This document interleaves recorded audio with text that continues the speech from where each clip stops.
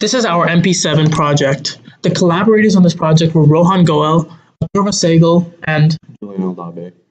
So our project was based on the Spotify API. What we did in this application was we made calls to Spotify to create a playlist for the user based on the user's desired playlist length. We will now be discussing the UI of the application. As you can see, the UI is fairly simple. It only takes 4 inputs. One is the hours, another one is the minutes, and this allows the user to make a playlist up to roughly 5 hours. The third button is to create playlist, which pushes all the calls to the Spotify API generating the playlist, and the final one is the user authentication. This allows the user to link the app to his Spotify so that it posts the playlist to his Spotify. Okay, so now we'll be doing a tutorial based on the application. Let's say we choose the playlist length to be around 20 minutes. We would expect there to be around 9 songs, maybe 10 songs, based on the length of each song. Now, as you can see, the application leads to Google Chrome being opened and the playlist being opened. And as you can see, there's about 8 songs in this playlist. And if you count how long each of these songs are, it should add up to roughly 20 minutes. Now, let's say we choose the length to be around 40 minutes. We would expect double, so around 16 songs, maybe 17 songs, again, based on each song's length. And as you can see,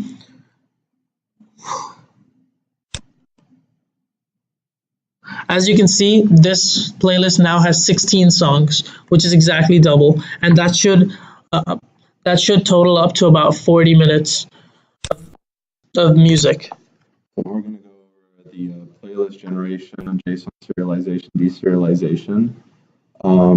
So this, with API get, post, and a bunch of other calls, are handled by another GitHub class, since these are fairly hard to implement, and luckily we found someone who had ran into the same problem. And this is mentioned in the main activity and the GitHub commits. So the generation sequence for the playlist is fairly simple. It takes the user's saved tracks, which is a pretty good indication of the user's taste. Based on these tracks, we get 100 recommendations from Spotify, and we sort them in ascending order. With this, we make a CSV dataset containing the songs that fit within the given time limit. We use a do-while loop to handle extreme cases like a very small input or a very large input. If the input is very small, it just outputs the smallest song it can find in that dataset, and if it's very large, it just keeps looping over the songs. So now we're going to talk a little bit about the features of this app. The first feature we've made sure to have in this application was playlist management. So to avoid spamming the user's library, we only create one playlist and rewrite this playlist every time a call is made to the application.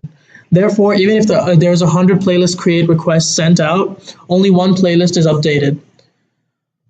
The next one was song recommendations. Songs are recommended based on the artist and tracks in the user's saved playlist. Therefore, this attests to the user's tastes.